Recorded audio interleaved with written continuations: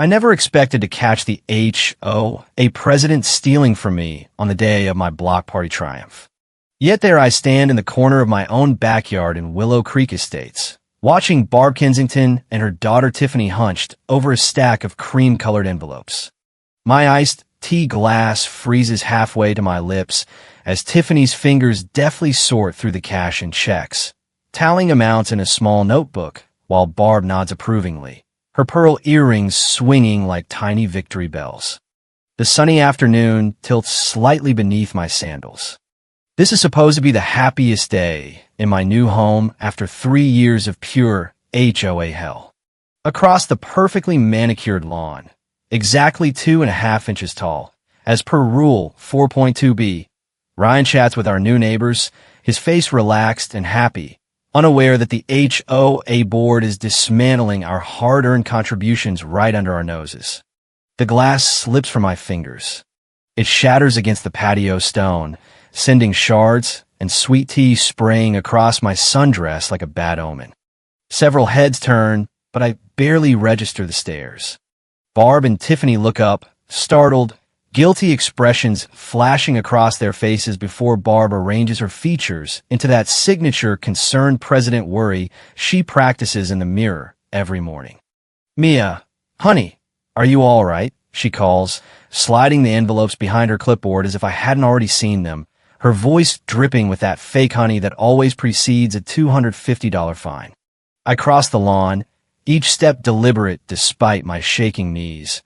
Past the balloon arch I spent 2 hours inflating because Rule 7.3 forbids gaudy party decorations, unless approved 3 weeks in advance. "What are you doing with our donation envelopes?" I ask, voice low but steady. Tiffany shifts her weight, making herself smaller behind her mother. The same posture she's adopted since she was the golden child who never once got cited for her artistic, yard-gnome collection that somehow violated zero color code restrictions. "We're just organizing them for you, dear," Barb says, patting the stack with manicured nails. So many neighbors handed them directly to us instead of the donation box. You know how scatterbrained people get at these events. My pulse thunders in my ears. Last week at the pre-party HOA meeting, Barb had made pointed comments about the wastefulness of my backyard pergola project while praising Tiffany for her thoughtful contribution of a single sad potted plant that took her all of 5 minutes to buy at Walmart. The same meeting where Barb questioned my color choices for the 5th time, wondering aloud if we really needed such an extravagant gathering space, when the neighborhood already had a perfectly adequate community hall. Never mind that the hall smelled like mildew and Rule 12.1 banned any personal events there without her personal blessing. "I like the envelopes now, please," I say, extending my hand, surprised to find it steady. Barb waves dismissively. "We'll keep them safe until tomorrow. You've got enough to worry about tonight, making sure no one parks on the grass or flies an unsanctioned flag." That money was given to Ryan and me to finish paying for the pergola materials after the HOA finally approved it after 18 months of appeals, denials, and $1,200 in cumulative fines for non-compliant grass height, while Barb's own yard looked like a hay field half the year. "You're keeping our donation money," I say, the words tasting like vinegar. Barb exchanges a glance with Tiffany, who suddenly finds the patio fascinating. "Your neighbor Tiffany is in a difficult situation right now. That car of hers is just draining her, and with her latest job change coming up. You're keeping our block party donations," I repeat, louder this time. The exact amount we needed, $5,850, to cover the last of the lumber and permits. "They've counted it already. They've planned this." "That's theft," I say. The word hangs between us like a weed whacker blade. Tiffany peeks around her mother's shoulder, eyes wide and watery. The same performance she's given since childhood whenever she's about to get away with something. "Mia, please. You've always had everything so easy.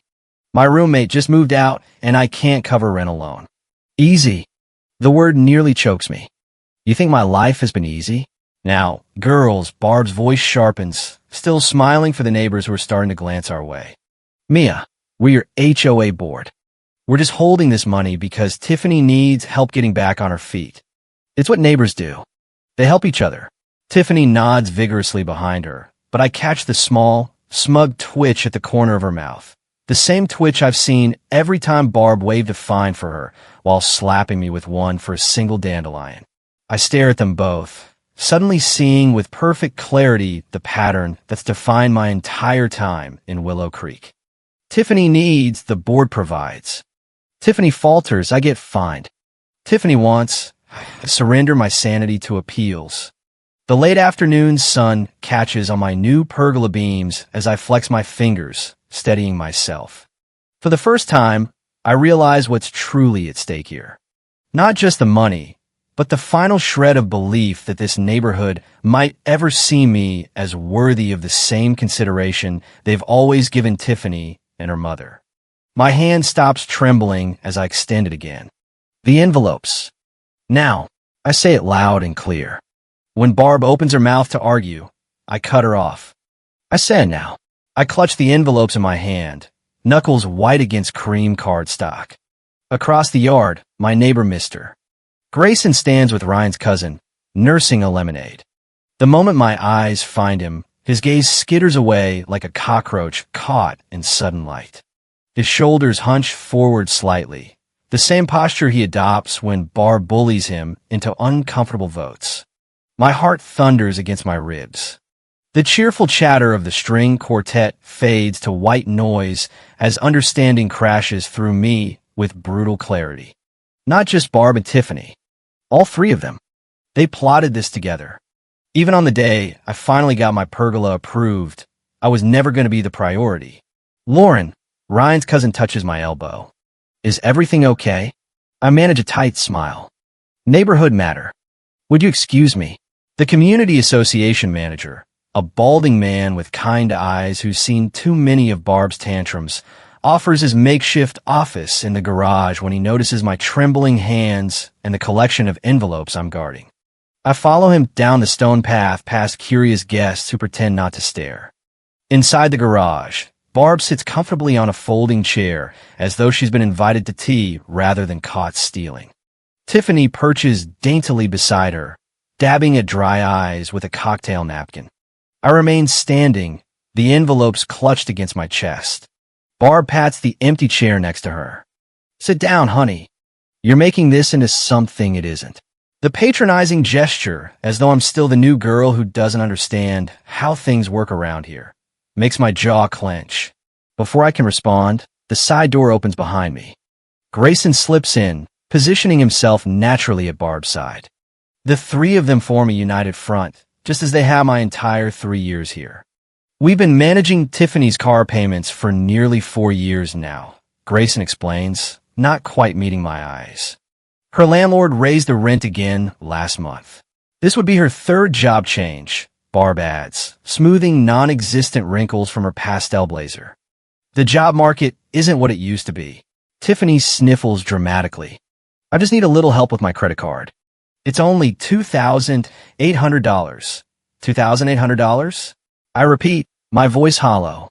But you're taking $5,850 from us. The rest is for her new apartment deposit, Barb explains as if discussing the weather. The one she has now has terrible parking issues. The money they're stealing represents 8 months of careful saving. 8 months Ryan and I would need to add to our timeline for finishing the pergola before we could even think about hosting another event without risking another citation. But the money isn't what makes my stomach twist into knots. It's the realization that they sat around Barb's kitchen table calculating exactly how much they could take from me on the day I finally won. While I addressed invitations and chose balloons that wouldn't violate Rule 7.3, they were planning this theft. Did you even consider what this money means to us? The question comes out quieter than I intended. Oh, please, Barb waves dismissively. You and Ryan both have stable jobs. Tiffany doesn't have anyone to help her but us. Us. I repeat, you mean me? Neighborhood helps neighborhood, Grayson says. The words practiced and hollow. I want to remind him about the $1,200 medical bill I faced alone after twisting my ankle on the HOA-mandated non-slip sidewalk that was anything but. When I asked for a temporary waiver on my lawn fine during recovery, Barb had sighed and explained they were stretched thin helping Tiffany through her latest career pivot. The garage door opens again and Ryan appears in the doorway.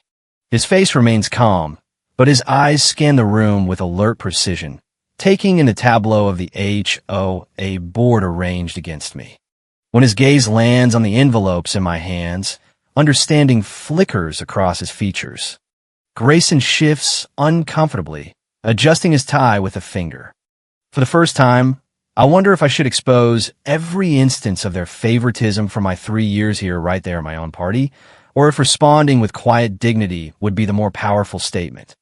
Would revealing decades, no years, of documented pain change anything, or would it just give them another opportunity to dismiss me as too sensitive? Ryan steps fully into the garage, closing the door behind him. The soft click feels like permission to finally speak my truth. The envelopes stay with us, I say, my voice finding its strength. Every single one.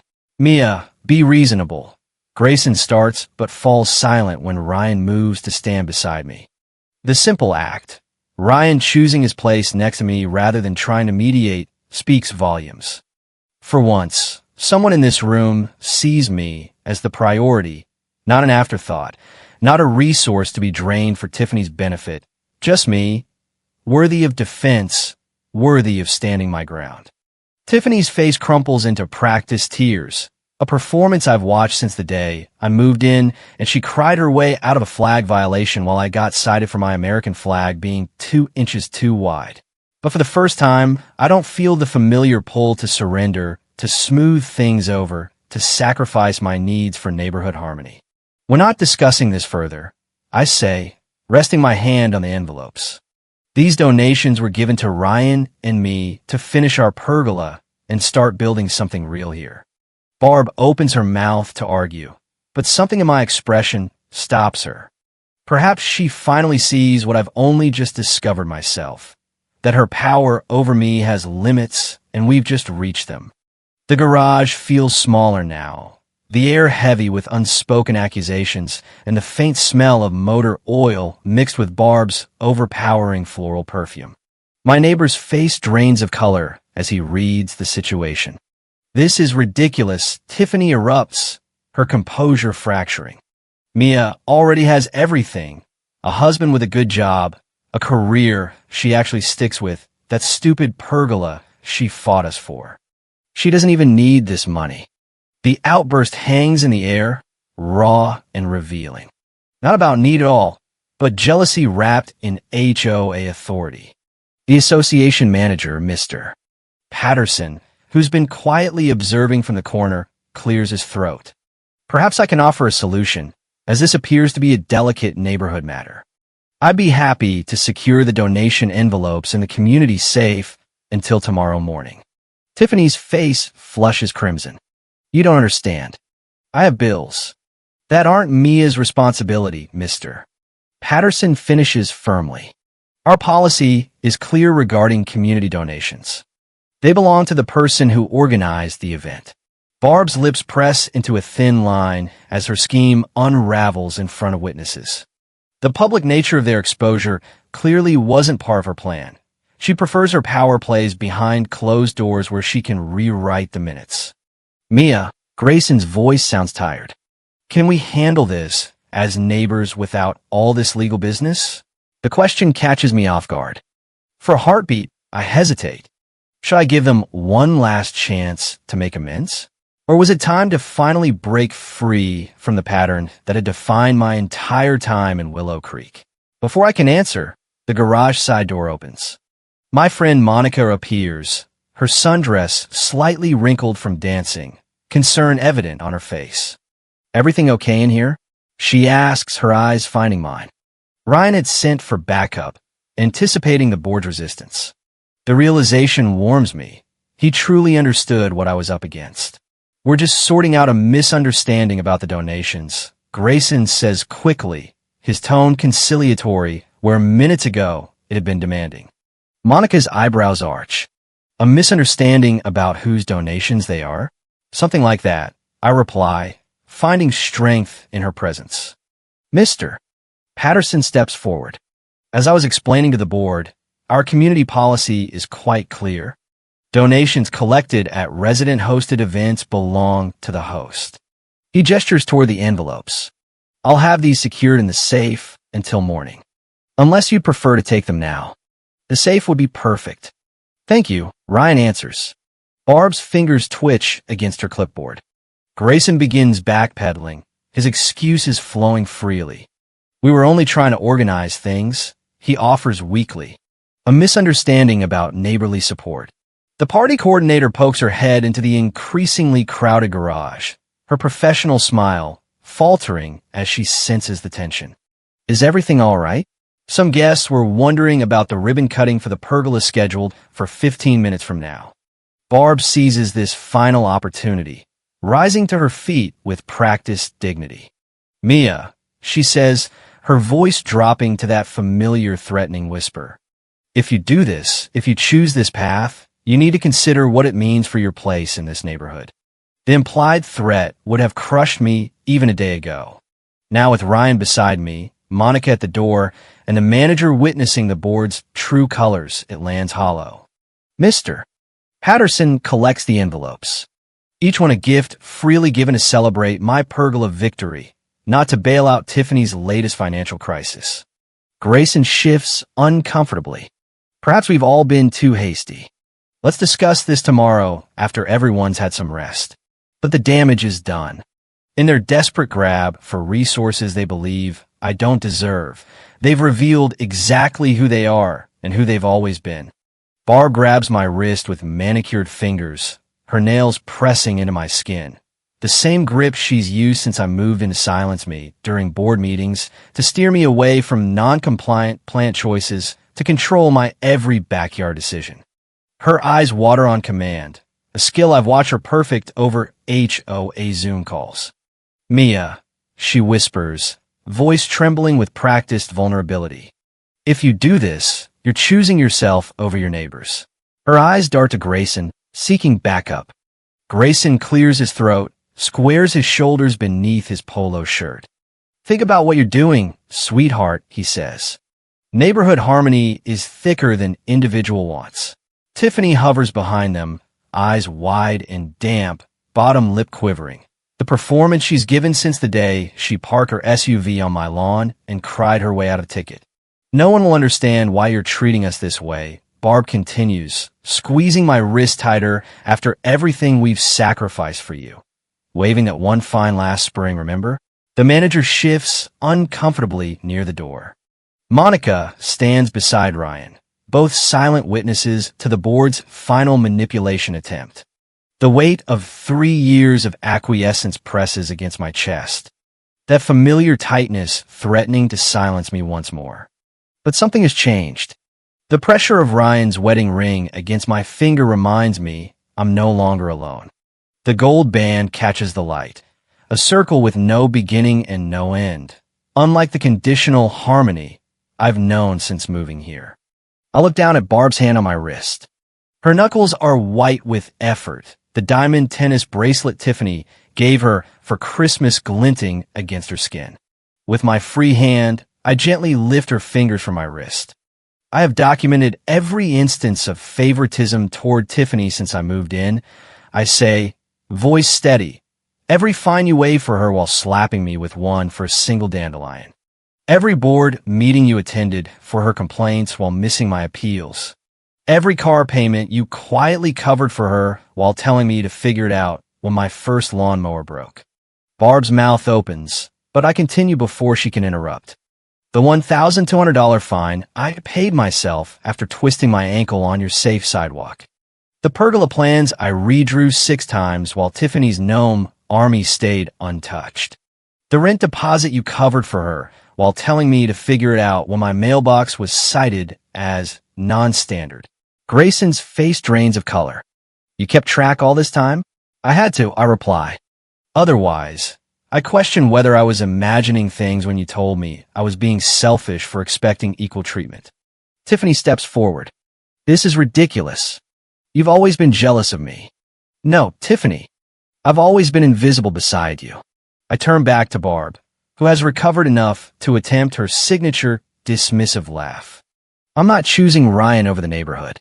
I tell her, I'm choosing myself for the first time. The significance of these words lands in the silent garage. The manager clears his throat. Mrs. Reynolds, I'll escort you and your husband back to the party. The donations will remain secure and are safe until tomorrow morning.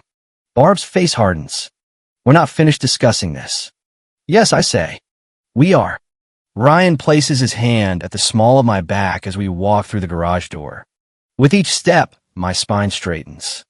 The backyard doors open and party guests turn toward us, glasses of lemonade in hand, oblivious to the seismic shift that just occurred. I squeeze Ryan's hand. We've discussed what would happen if the board attempted this. Now it's time to follow through. The band notices our return and smoothly transitions to our chosen song.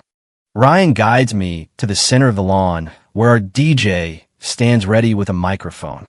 Ladies and gentlemen, the DJ announces. The hostess would like to say a few words.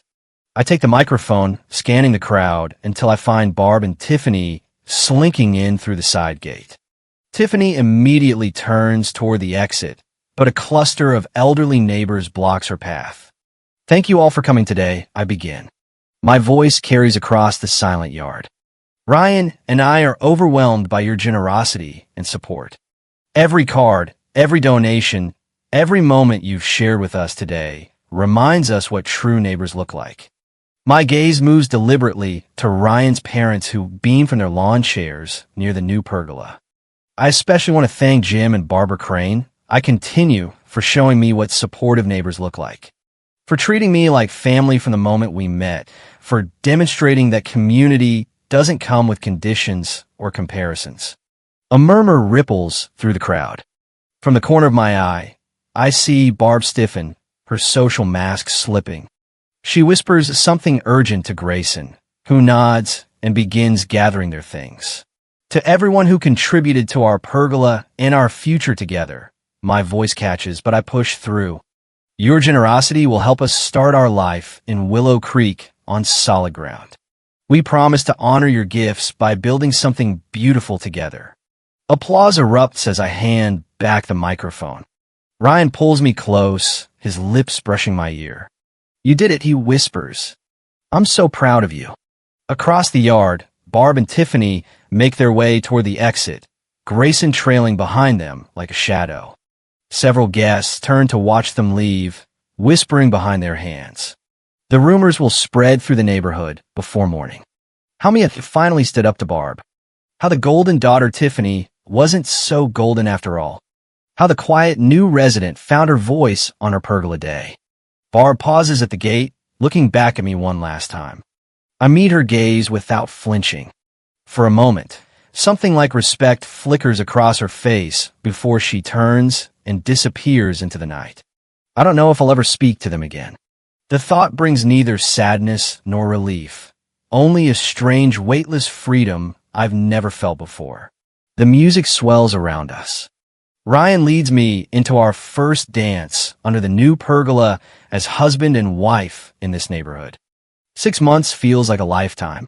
The afternoon sun streams through the windows of our finished pergola as I arrange fresh flowers in a crystal vase, a housewarming gift from Monica. Ryan works at the patio table, spreadsheets open on his laptop, his forehead creased in concentration. If we maintain our current savings rate, he says, glancing up at me with a smile that still makes my heart skip, we'll have enough for that hot tub by next summer. I'll walk over and kiss the top of his head, right on schedule. This simple moment discussing finances without anxiety, nodding my stomach still surprises me. Every decision we make together feels like building something sturdy, something real. The phone rings and I answer without hesitation. No more flinching, no more assuming it's Barb with another demand disguised as neighborhood obligation. Later that evening, Ryan takes me to Riverwood Bistro for our 6-month anniversary. The candles flicker between us as we toast to half a year of freedom. My phone vibrates against the table. Tiffany's name appears on the screen alongside her message. Need $800 for car repair. Can you help? It's an emergency. 6 months ago, panic would have flooded my system. The familiar guilt, the rehearsed excuses, the inevitable surrender. Now I simply type, "No." I set the phone down and take a sip of wine. No explanation, no apology, no justification. "Everything okay?" Ryan asks, his eyes concerned but not intrusive. "Yes," I say and mean it. Everything is perfect. The weekend brings a small gathering under our new pergola. Monica arriving with homemade apple pie. Ryan's parents bringing a vintage bottle of Cabernet and warm hugs that envelop me completely. Diane and Robert Crane treat me with a natural affection that still catches me off guard. To Mia and Ryan, Robert raises his glass, his voice steady and sincere. And to building the neighborhood you choose. The words settle over me like a quilt. Warm, comforting, true. I lean against Ryan, watching Monica laugh at something Diane says.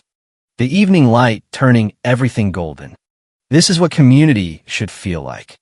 This is what I deserve. Sunday morning, I hang our favorite party photograph on the pergola wall. Ryan and me dancing, foreheads touching, surrounded by real friends. No forced smiles beside Barb. No awkward tension next to Grayson. No Tiffany hovering jealously at the edges. In our bathroom, a pregnancy test box sits in the cabinet beneath the sink, waiting for the right moment. On the coffee table, brochures for family counseling peek out from beneath a magazine, not to reconcile with the old board, but to ensure I don't carry those patterns forward. I kneel beside a cardboard box labeled past and place my neighborhood journal inside, the one where I documented years of fines, small cruelties, and financial inequities. My fingers linger on its worn cover before I close the box. As I sealed away the evidence of the board's treatment, I wondered if some relationships are better honored in memory rather than in present reality. Would you maintain contact with neighbors who saw you as nothing more than a resource for their favorites? Or would you focus on building a healthier future with those who truly see your worth? I push the box toward the back of the closet and return to the sunlight of our pergola, where Ryan waits with fresh coffee and possibilities that finally belong entirely to us. But this isn't the end. They will realize it soon enough. 6 months after that fateful block party, the neighborhood association held its annual vote. Barb Kensington did not run for re-election. The rumors had done their work. Neighbors who once feared her clipboard now openly shared stories of her selective enforcement. Tiffany quietly moved out of Willow Creek after her latest emergency went unanswered by the new board. Grayson resigned his treasurer position with a mumbled excuse about personal time. And me? I finally planted that rose bush I'd always wanted. Right in the front yard, no permit required under the new rules we helped write. The fine stopped. The inspections became fair. And every Saturday morning, Rayall neighbors gather under my pergola for coffee, laughing about the old days when one woman thought she could rule a suburb with nothing but a clipboard and a superiority complex. The dark humor of it all still hits me sometimes. Barb once cited me $150 for a flag that was technically one day past the holiday window, while her own Christmas lights blinked until April like a desperate cry for attention. She preached uniformity, while her daughter's yard looked like a gnome convention. She called herself a leader while pocketing donations meant for a single mother's dream backyard. And the best part? When the truth came out at that microphone, the entire neighborhood saw her mask crack. The polite smiles vanished. The gasps turned to chuckles. The power flipped so fast she nearly tripped over her own clipboard on the way out. I kept the journal, not out of bitterness, but as a reminder that silence is the first mistake. Preparation is the second chance. And when you finally speak, loud, clear, and backed by evidence, the Karens of the world don't just retreat. They implode in the most satisfying slow-motion way possible. Ryan and I still laugh about the look on Barb's face when Mr. Patterson locked those envelopes away. Pure, unfiltered panic wrapped in sequins and fake concern. That moment when her empire of absurd rules and selective favoritism crumbled under the weight of one simple truth. You can't steal from people who've stopped letting you. Now, when new residents move in, I'm the one they come to for advice. Not because I hold power, but because I showed them what happens when you stop bowing to it. The pergola stands as more than wood and beams. It's proof that patience, documentation, and one well-timed public stand can topple even the most entitled HOA throne. The laughter under its shade isn't forced. The rules we rewrote aren't weaponized.